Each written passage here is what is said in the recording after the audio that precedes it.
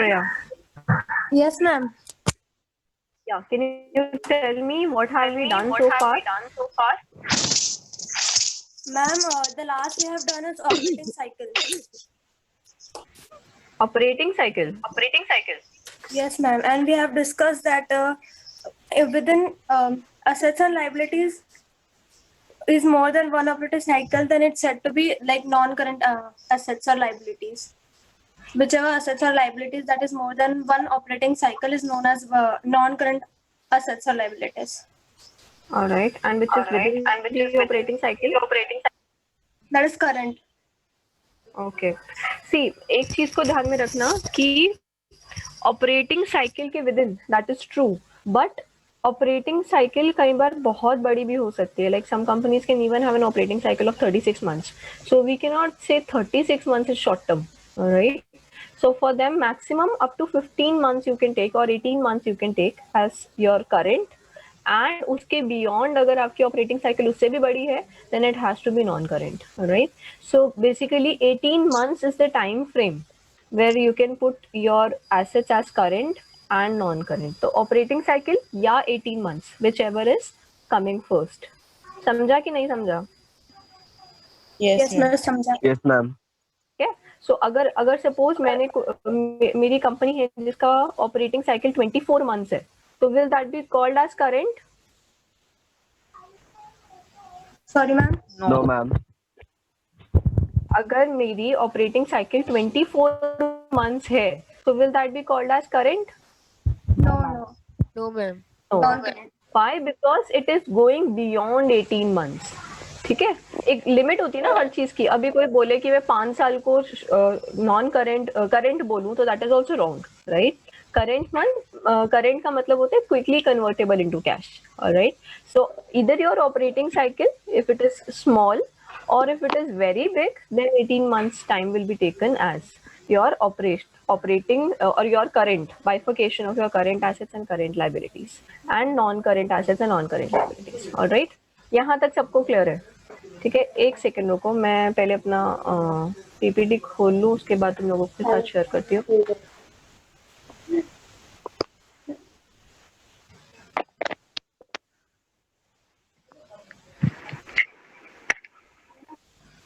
Just give me 1 more minute.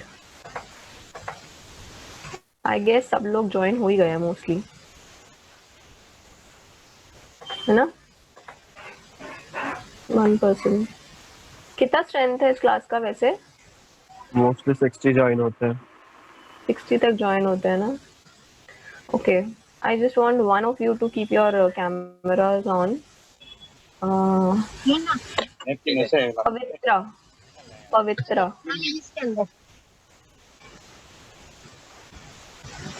पवित्रा सुनाई दे रहा है? Just a second.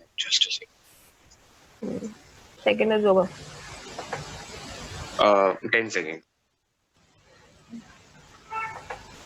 I look very terrible, so. That's okay. मेरे को तेरी शक्ल नहीं देखनी, तुझसे मॉडलिंग नहीं करानी है. हाँ, but still, क्लास में और बहुत सारे जन हैं तो. अभी सो के उठा है? हाँ. Good. Lucky you. स्क्रीन पे क्या दिख रहा है? मैनेजमेंट अकाउंटिंग दिख रहा है? Yeah. Balance sheet is visible? No. यही अपना PPT का first slide, chapter 1. Okay, now it's visible. All right. So till now, what have we covered? We have talked about shareholders fund. We talked about share capital. We talked about reserves and surplus. We have talked about money received against share warrant. Did we talk about this? Pavitra? Yes, ma'am. आज lecture में था Yes, तू? ये बताया मैंने? क्या होता है ये share warrant? It is just like अ, बताया है ना मैंने? Share. It is just like a share certificate. Share certificate. The company issues a warrant which is called as share warrant. All right. Okay, so we have covered till here. And did I talk about share application money pending allotment? Yes, ma'am. What did I speak about this? Application money, the allotment money, first call, second call, the division of the allotment of money. First year में अगर use नहीं कर रहे हैं वो money तो वहाँ पे असेट मतलब इसके अंदर दिखाना पड़ेगा। नहीं वही मेरे को लग रहा था कि मैंने तुम लोगों को ठीक नहीं बताया। ये एक बार ध्यान से सुनो, ये होता क्या एग्जैक्टली। सी एक टाइमलाइन बना के I am explaining you this thing. देखो मेरी company is this visible here 31st मार्च 2020 यहाँ पे दिख रहा है स्क्रीन पे। हाँ Yes. All right. See, let's assume this is my timeline. The year is 2019 to 2020. All right. Abhi, my company, it gave an advertisement in the newspaper on 15th of March. Did you understand this? 15th of March. मतलब 15 दिन पहले 31st March से. All right. Newspaper में advertisement दिया to the people that I am willing to invite applications for 10,000 shares, and those who are interested, they can pay me 6 rupees on it. All right. People started paying me the money.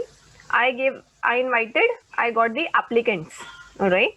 अब 31st मार्च के दिन पे मेरा position क्या है? अभी तक I have received many applications, but I have not allotted them the shares. I'm still waiting. 31st मार्च को क्या करते हो आप? अपने बुक्स ऑफ अकाउंट्स को बंद कर देते हो. You close your books of accounts and then you reopen them from 1st April. Why we close the books of accounts? In order to calculate the profits and losses, right?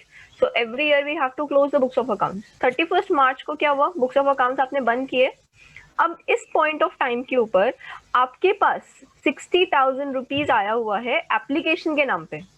Have you given them the shares? No No. So this will be written in your balance sheet, obviously, because you have received the money, so you have to reflect it in the balance sheet. But you cannot write it under your share capital.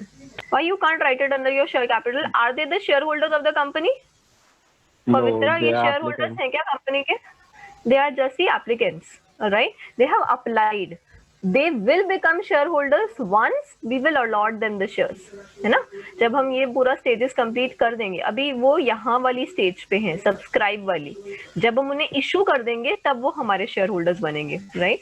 So what we are going to write is, we are going to write share application money, which is pending allotment. We have not allotted them. All right? So मैंने जो बताया था वो शायद मैंने गलत बताया तुम लोगों को, इसीलिए ये चीज ध्यान में रखना. Share application money pending allotment will be written here, right? अब नेक्स्ट ईयर मतलब 31st मार्च को मैंने यहाँ पे रिफ्लेक्ट किया इसको. I can not write them as my share holders. Next year जब मैं 31st मार्च के बाद next year books of accounts वापस से ओपन करूंगी, अब मैंने इन लोगों को शेयर्स अलॉट कर दिए. I gave them the shares. They become the shareholders of my company. Now what will happen? Now you will remove the amount from here and you will put it under your share capital. Why? Because now they will become your shareholders. समझ आया? Yes ma'am. पवित्रा समझ आ रहा है तेरे को? तू mute करके बैठा है. ये बोल कौन रहा है मुझे कंटिन्यूस yes या नो? हाँ? मैं रुचित? मैम दिख मैं रहा हूँ, बोल शब्द किसी और के हैं. वो ऐसा क्यों हो रहा है? तुझे बोला ना मैंने क्लास का रिप्रेजेंटेटिव बनने के लिए आज के लिए. You can not become the representative.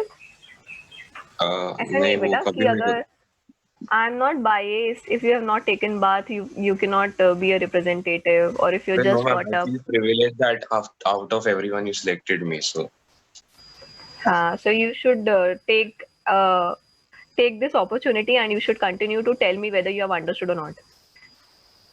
yes ma'am. Okay, यहाँ तक समझ आया? Ma'am, just by any chance, can we have some reference book or something like that so that we can? You can Yes. purchase Manan Prakashan for this if you want. Any one of you.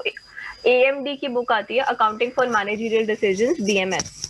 Ma'am इसमें semester 1 या 2 ऐसा कुछ नहीं रहेगा, right? For This is semester 3. This is semester 3. Okay ma'am. ठीक है, semester ही है यहाँ पे भी. This is semester 3. You will get accounting for managerial because we are autonomous ना, so we have made changes in the syllabus. We are focusing more on the balance sheet and we have removed one chapter, cash flow statement. All right, but overall 80% to 90% of the syllabus you will get in this book if you want to purchase accounting for managerial decisions, Manan Prakashan. ठीक है? Okay. Yeah, thank you so much. Alright, ये सबको clear हो गया यहाँ तक? Share application, money pending allotment, कोई ऐसा है जिसको नहीं समझा है अभी? This is I am asking everybody. Ritu Agarwal, yes ma'am, समझा समझा अच्छे यस से? हाँ Okay. मैम. चलो ठीक है, आगे बढ़ते हैं. नेक्स्ट, अभी we have bifurcated non-current liabilities and current liabilities depending on the operating cycle, and we have also bifurcated non-current assets and current assets. All right, now just give me 1 minute, I'll share one more PPT.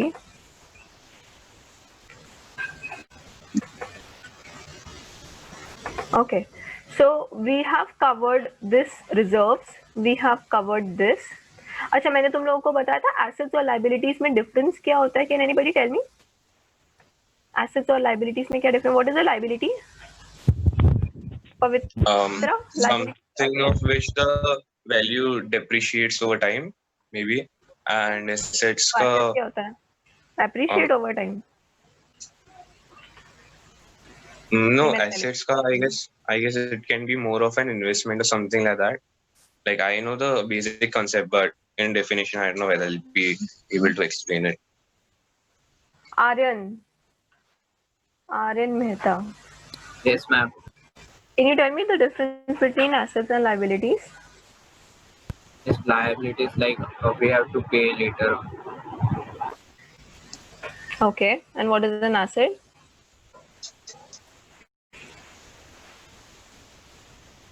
We get paid for it, maybe. We get paid for it. No. Maybe in the future, like maybe there are some Aishwarya, returns. Aishwarya, you want to say something? Yes, ma'am. Ma'am, asset is something that the company owns, whereas liability is something that the company owes. Oh, good. All right.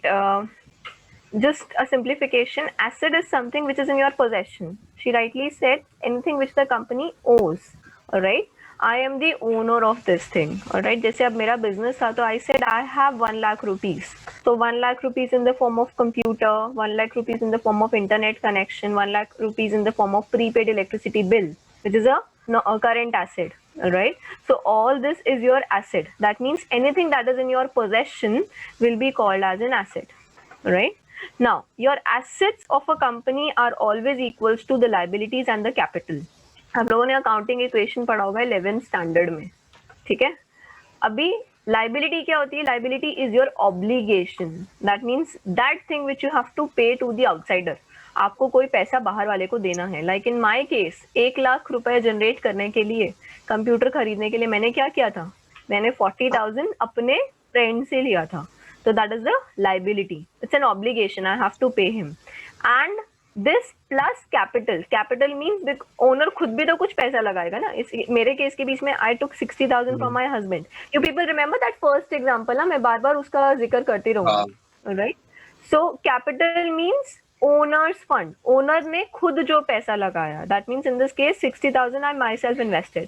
Right? So this side is always equal to the assets. ठीक है. So balance sheet के बीच में हमेशा ये चीज याद रखना that your assets are equal to your liabilities plus your capital. Capital तो हम लोगों ने कर लिया. Capital is basically the share holders fund which includes your share capital, which includes your reserves and surpluses, and which includes your share application money if it is pending allotment. Alright, ये बहुत rarely आपको given होगा. Majorly आपको दो चीजें given होंगी. First share capital and second your reserves and surplus. All right, now moving on to further liabilities. Liabilities are bifurcated into two parts, current liabilities and non-current liabilities. ठीक है. Non-current liabilities कौन सी होती हैं? I can say that those who go beyond the operating cycle, जो एक operating cycle से ज्यादा जाए उसे हम non-current कहेंगे. Right? इसका bifurcation क्या है? Non-current liabilities are long-term liabilities which are financial obligation. I told you, liability is an obligation. You have to pay something to somebody of a company that will come due in a year or longer. All right, it will become due to you I'm taking it as 12 months because by default, yeah, 90% of the companies they take their operating cycle as 12 months time. All right. So that is why it is written 1 year here. Right. इसके examples क्या क्या हैं? Long term borrowings, deferred tax liability, other long term liabilities and long term provisions. Now सबसे पहले long term borrowings की बात करते हैं. Borrowing मतलब मैंने उधार ले रखा है. Alright. अब मैं उधार दो तरीके से ले सकती हूँ. It can be secured or it can be unsecured. Alright. What is secured? Can anyone tell me what is secured? Kruti? Secured loan क्या होता है? Yes, ma'am. Secured loan. Ma'am, I guess secured loan means where there is a fixed amount of interest charged Okay. over the loan taken. Okay. And unsecured में fixed interest नहीं होता है? I don't know, ma'am, actually. I Okay. guessed it. ठीक है, let's not waste time. चलो एक बात बताओ मुझे, कृति से ही पूछ रही हूँ मैं. कृति, अगर आप आज से पूरा Yes, ma'am. बैंक के पास जाते हो और बैंक से बोलते हो कि मेरे को नई स्कूटी लेनी है, right? Okay. Pocket money save करके, let's assume you are doing a part time job and you are earning 10,000, उसके बेसिस पे आपको लोन मिल जाएगा, ठीक है? Okay. बट बैंक क्या बोलेगा? ये ले बेटा पैसे, जा जाके स्कूटी का डाउन पेमेंट कर दे, पेमेंट कर दे और स्कूटी ले ले, ऐसे बोलेगा बैंक आपको? या No, बैंक ma'am. आपको ये बोलेगा कि स्कूटी तो तुम ले लो, पर उसके जो पेपर्स हैं स्कूटी के वो मेरे पास रहेंगे टिल द टाइम आप Yes, सारी की ma'am. सारी पेमेंट्स मुझे नहीं दे देते हो. What? Yes, bank will say that. Bank will No, no. Expect that till the time. What? I What guess yes, what I no? have to give the papers of my scooty to the bank as mortgage. So they will Okay. give me the not money. Mortgage. Mortgage होता है उधार देना. Mortgage होता है Collateral. उधार देना. Acha, okay. Not collateral also. Collateral And- is also not the word. और और जब मैं उनको सारे पैसे रिटर्न कर दूंगी with their interest, then they will hand over my scooty papers to me again. paper to you, right? So this is actually called as secured. When you are giving the loan, you have secured it, right? Yeah, there are two ways. Either you take the paper of that stuff, because in this case you cannot say कि भाई मेरा घर गिरवी रख लो और मेरे को पैसा दे दो, right? Yes. Companies, what they do is they put their assets as a security. आपने अपना लैंड सिक्योरिटी के लिए रख दिया, आपने बिल्डिंग सिक्योरिटी के लिए रख दिया, आपने मशीन सिक्योरिटी के लिए रख दी, and then you take further loan from the bank, right? So now what happens when you are making the payment, जब आप पैसा दे रहे हो, जब आप अगर आप सपोज प्रॉफिट्स में से पेमेंट्स कर रहे हो, तो पहले आप किसको पैसा दोगे? From where you have taken a secured loan. For the reason, अगर आप इन लोगों को टाइमली पैसा नहीं दोगे, what will happen? Automatically they will sell off that asset which you have kept as security and they will recover the amount, right? अब जैसे इसके केस Yes, के ma'am. बीच में इसकी स्कूटी बैंक क्या करेगा? बैंक स्कूटी को उठा लेगा, 2 महीने ये पैसा नहीं दे, तीसरे महीने बैंक स्कूटी उठा के ले जाएगा, उसको बेच के पैसा रिकवर कर लेगा, राइट? या अगर मैं किसी कंपनी की बात करूं तो उनके जो मशीन्स हैं, जो एसेट्स, आप लोगों ने सुना होगा ना, ऑक्शन हो रहा है, ये कंपनी बिक गई. Why that happens? Why? Because they are not able to make payments on time to the bank. Okay, if there is a secured asset on which they have taken a loan, then that asset will be sold off and the money will be recovered. समझ आ रहा है? Long term borrowings. Yes. ठीक है? Unsecured means आपने कोई security नहीं दी लेकिन आपने मार्केट से पैसा उठा लिया. Alright? ये कैसे होता है? क्या ये कोई भी कंपनी कर सकती है? खुद सोच के देखो, लॉजिकल बात है. Can any company give an Ma'am, unsecured loan? I guess this year there was just some scenario where Anil Ambani was not able to return some amount to some Chinese firm. So I guess that was an unsecured loan, or हाँ. I guess. This can be done only by those companies which have a good reputation in the market. Not everybody. Suppose आज मैं मेधावी limited coaching centre start कर रही हूँ. Can anyone give me an unsecured loan without any security? Will they give me loan? Obviously not. Why? Because I don't have a reputation in market. But suppose I have a reputation in market. कल को टाटा उठ के जाता है और बोलता है कि मेरे को लोन चाहिए, तो जितने भी financial institutions will be willing to give him the loan. For the reason they know that he has the capacity of making money and he will definitely be able to return. Alright. So unsecured loans means when you are not giving anything as security, but you are taking the loan. ठीक है? And based on the trust factor or based on the goodwill of the person, the loan will be recovered. ठीक है? That is unsecured. And what is secured? Secure means when you are given. Bank always gives a loan on security basis. Bank will never give you loan without a security. I hope this long term loan में secure loans और unsecured loans clear है. ठीक है. उसके अलावा long term borrowings किस किस चीज की हो सकती है? डिबेंचर्स हो सकते हैं, मैंने आप लोगों को बताया. Outsiders fund, long term loans हो गया, बॉन्ड्स हो गया. Bond and debenture are going simultaneously, same चीज है ऑलमोस्ट. ठीक है, बस नाम अलग है. Then long term lease. Lease सुना आप लोगों ने? लीज क्या होता है? Ruchit, can you tell me what is lease? Owning a property for a longer period of time, agreement के साथ रहता है. लाइक अभी रेलवे का प्रॉपर्टी लीज पे है. तो lease is not ownership. Lease is only use of asset. Rent, right. Renting. हाँ, अच्छा मेरे को एक बात बताओ, आप लोगों ने पाम आइलैंड्स के बारे में सुना? दुबई में पाम आइलैंड्स हैं, आर्टिफिशियल आइलैंड्स बनाए हुए हैं. वहां पे हमारी कंट्री के बहुत सारे फिल्म स्टार्स ने घर लिए हुए हैं, बंगलोज लिए हुए हैं. शाहरुख खान ने लिया हुआ है, सानिया मिर्जा ने लिया हुआ है, आमिर खान ने लिया हुआ है. मेरे को किसी एक स्टूडेंट ने ही बताया लास्ट लेक्चर में. पता है ना? Yes, ma'am. ऑलराइट. अब दुबई जो कंट्री है, they have a policy that they will never give you ownership in their country. आपको किसी चीज का ओनर नहीं बनाएंगे. तो वो लोग क्या करते हैं, वो लोग कुछ एग्रीमेंट रखते हैं कि आप ये एसेट यूज कर सकते हो, you will be using the asset, और मैं पूछूंगा भी नहीं. ठीक है, for a certain time, and for that time period you will paying me some rent which is called as a lease rent. All right, so lease agreement is an agreement wherein you get the possession of the asset, not the ownership. आपको asset मिल जाएगा, आप उसको use करो, इस्तेमाल करो, और उसके बाद जैसे ही वो टाइम फ्रेम खत्म होगा, आपको वो एसेट वापस से ओनर को लौटाना पड़ेगा. राइट. सो बहुत सारे कोल माइंस होते हैं, गवर्नमेंट लीज एग्रीमेंट पे देती है कि ये कोल माइन ओनरशिप गवर्नमेंट की रहेगी. Government is the owner. आप एज ए बिजनेसमैन यूज करो, एक्सट्रैक्ट करो कोल, उसका जो भी पर्पस है, इलेक्ट्रिसिटी जनरेशन के लिए, whatever reason you want to use it, you use it. After that time frame gets over, you need to return that asset back to the government. Alright. जैसे अभी इसने railways का example दिया कि railways का lease agreement renew हुआ, means railways has taken it on an agreement that for this time frame we will be using the asset, but they will not get the ownership. तो यहाँ पे अब अगर आपने कोई लीज एग्रीमेंट कर रखा है, इज इट एन एसेट और अ liability? Obviously you have to return it back. Obviously monthly basis you have to pay the rent. So it's a liability. और अगर आपने लॉन्ग टर्म के लिए कर रखा है 15 साल 20 साल के लिए, तो that is called as long term lease obligation. अब कंपनी ऐसा करती क्यों है, ये भी एक इंपॉर्टेंट चीज है. आज मैंने एक मशीन खरीदनी है, the machine is for 1 crore. It's a purifier जिसमें हम लोग बल्क में वाटर को प्योरीफाई करते हैं और बड़े बड़े इंडस्ट्रीज को सप्लाई करते हैं. It's just an example I'm taking. All right. Now that machine is for 1 crore. If I will invest 1 crore, that is going to have a very big impact on my balance sheet. बहुत बड़ा amount reflect होगा 1 करोड़ का. तो मैंने क्या किया, मैंने वो एसेट खरीदने की बजाय उसको किस पे ले लिया, लीज पे ले लिया. 20 लाख रुपए लीज के देना for 20 years or 10 years is far better than purchasing the asset for 1 crore. समझ आ रही है बात? Yes, ma'am.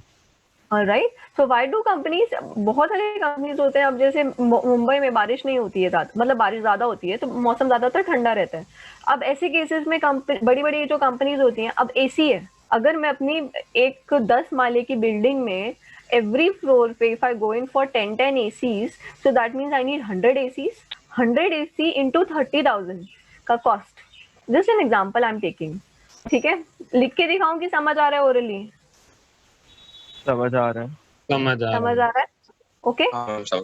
100 AC ऑफ 30,000 का एक AC आता है एक टन का, तो it will be 3 crore. 3 crore रुपया अगर मैं 2 महीने के लिए लगा रही हूँ. 2 महीने क्यों? क्योंकि सिर्फ 2 महीने ही होता है ना गर्म मौसम मुंबई में, वो भी नहीं होता है एक आधा महीना. Does it make sense? Yes, ma'am. It make sense. 3 crore रुपया लगाना चाहिए. अरे नहीं, ये नहीं, मतलब 2 महीना एसी. हाँ, 2 महीना एसी मेक सेंस, बट 2 महीना एसी के लिए 3 करोड़ लगाना make sense? No. So what do company does? They take rent. Rent नहीं, लीज. उसे हम लीज कहते हैं. Okay. Right. And that is called as your short term lease. अभी ये तो लॉन्ग टर्म की बात हो रही है, इस पे हम मशीन्स लेंगे, बिल्डिंग लेंगे, लॉन्ग टर्म के लिए बिल्डिंग मशीन होगा और शॉर्ट टर्म के लिए भी लीज हो सकता है, जैसे कि Ma'am, हमने in fact, even some MADA buildings, if you know about it, even they provide you land on lease. Like some buildings are on lease. Like some flat owners, they think कि मेरा flat है, but it's actually on lease in Mumbai. If you're aware of it. नहीं, मुझे नहीं, मैं मुंबई की नहीं हूँ, I am from Delhi, it's hardly 4 years that I'm in Mumbai after my marriage. Okay, यहाँ तक क्लियर है? यहाँ Yes, तक ma'am. okay. Yes, And last ma'am. is your pension benefit obligations. Now sometimes the companies, they have to pay pension. The good reputed companies, they pay pension to their employees after they cross the age of 60. All right, so definitely you need to have some fund for that, and that benefit that you are giving to the employees, it's an obligation for the company. Right, उनको पैसा मिल रहा है तो उनके लिए तो फायदा है, लेकिन कंपनी के लिए तो लाइबिलिटी है ना, and it is long term. Why? Because जब तक वो एम्प्लॉय जिंदा है तब तक आपको पे करना पड़ेगा. So that is also your long-term borrowings. I hope यहाँ तक सबको clear है long-term borrowings. Long-term borrowings is clear, Yes, ma'am. right? Then next is deferred tax liability. पहले ये समझा देती हूँ deferred tax. Then we will move on to long-term provisions. I will make you people disconnect at 10:30 exact. क्योंकि I have a scheduled meeting. मैं एक ही topic बताऊंगी अभी, deferred tax liability. उसके बाद मुझे क्लास खत्म करनी पड़ेगी, मेरा मतलब गेस्ट लेक्चर है, किसी और टीचर ने आना है, तो इसीलिए मेरे को वहाँ होना इम्पोर्टेंट है. ठीक है, we will continue with the topic. Okay, deferred tax liability क्या होता है? सी, लेट्स अज्यूम कि मेरी कंपनी को 24,000 का टैक्स पे करना है एट द ईयर एंड. ठीक है, 31 मार्च को. अभी बेटर क्या रहेगा? Aryan, just let me know. Better, will it be good if I give 2,000 every month and that will make 12 months के लिए accumulated 24,000, or paying 24,000 in one shot at the end of 1 year? What will be better? Aryan, तू सुन रहा है? Yes, miss. हाँ, क्या बच्चे क्या better रहेगा दोनों में से? I'll prefer. आवाज नहीं आ रही. You will prefer Second one. second one, paying in one shot. Yes, ma'am. Oh, 24,000 एक शॉट में निकालना आसान होता है. What others think? Ma'am, धीरे धीरे 24 months, अरे 12 months में. First option. I think first option, 90% of the people will agree with the first option. Yeah, it's more Everyone's secure. payment will be much easier. All right. Now, see, basically, suppose 24,000 in any ways you have to pay as tax liability that you are calculating, that you have calculated. But let's assume कि आपके profits ज़्यादा होते हैं. अब आप हर महीने 2,000 कटा रहे हो और मंथ ईयर एंड तक आपके 24,000 टैक्स अथॉरिटीज के पास पहुंच गए. लेकिन जब आपने एक्चुअली कैलकुलेट करा based on your profits, this was a tentative calculation which you did, 24,000 वाला, based on your past years data. Right, 24,000 tentative समझ आता है ना, पिछले साल को देखकर. अभी जैसे सपोज पृथ्वी, ये सॉरी, हाँ, Aryan, let's assume Aryan last year इसका ए ग्रेड आया, तो टेंटेटिवली मैंने बोल दिया कि इस बार भी ए ग्रेड ही लेगा. That is called tentative. ठीक है, सो लास्ट ईयर के प्रॉफिट्स का टैक्स लायबिलिटी देकर मेरे को लगा कि इस साल 24,000 तक बनेगा. बट जब एक्चुअली टैक्स कैलकुलेट किया गया, when I actually calculated the tax, it came out to be 30,000. इसका मतलब क्या हुआ? इसका मतलब मैंने कितना पे करा अथॉरिटीज को? 24, बट मुझे पे कितना करना है? 30. 6,000 क्या है? 6,000 is my liability.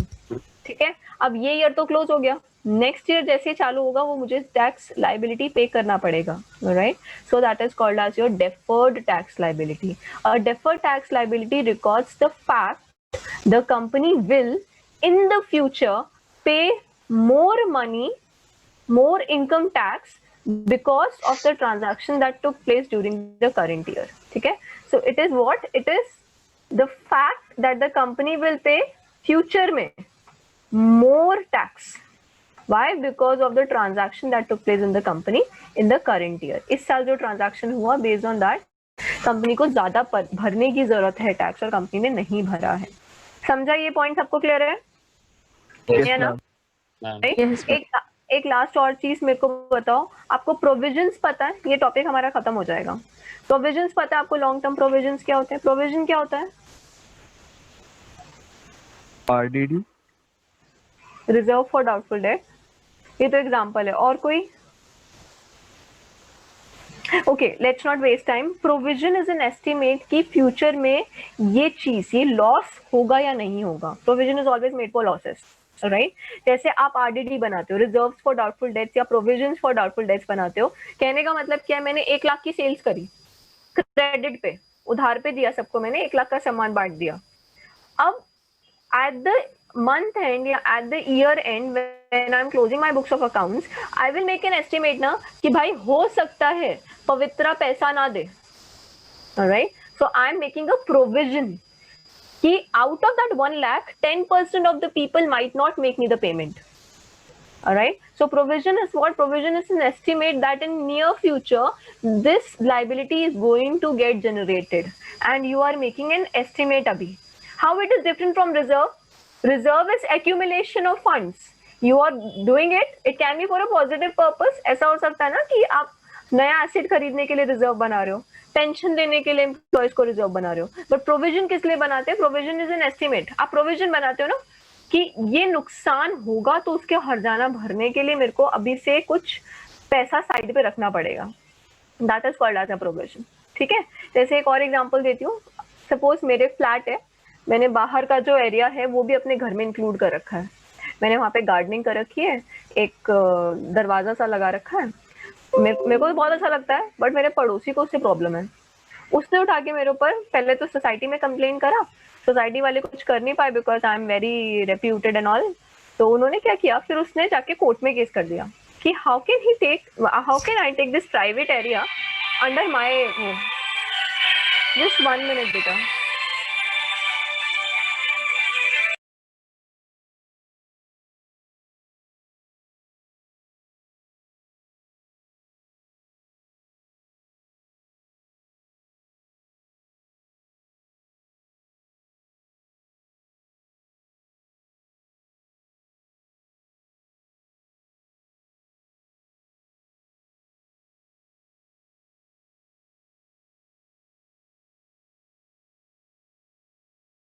But I have to end this lecture now. We will continue. I will explain this provision wala point once again.